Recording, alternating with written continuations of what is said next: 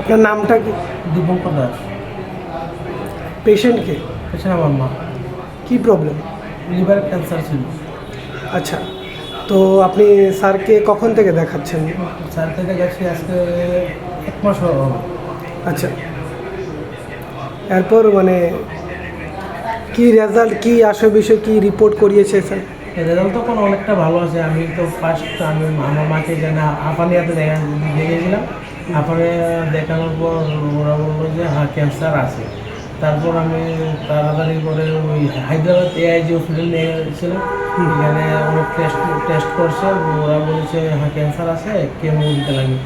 তো আমাকে হায়দ্রাবাদ হসপিটালে বলেছিল এখানে আরও 3 মাস থেকে 3 মাস এখানে থেকে ট্রিটমেন্ট করানোর জন্য। আমার কাছে টাকা পয়সার সমস্যা, এতদিন কী করে থাকবো, আমি বাড়িতে চলে এসেছি।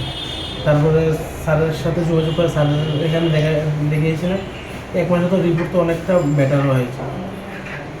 আচ্ছা, এবারটা অনেকটা বেটার হয়েছে না? আপনি এখন মার্জি অ্যালকাইনটা আমি হায়দ্রাবাদে AIG-তে টেস্ট করেছিলাম, এটা ছিল 1423। এখন তো 1 মাসের মধ্যে আজকে দেখলাম যে 425 আছে। 1000 কমে গেছে। 1000 অনেকটাই কমে গেছে। অনেকটাই কমে গেছে। আচ্ছা আচ্ছা, বুঝতে পারছি। তাহলে আপনি স্যাটিসফাইড না? স্যাটিসফাই। ঠিক আছে, ঠিক আছে, ধন্যবাদ।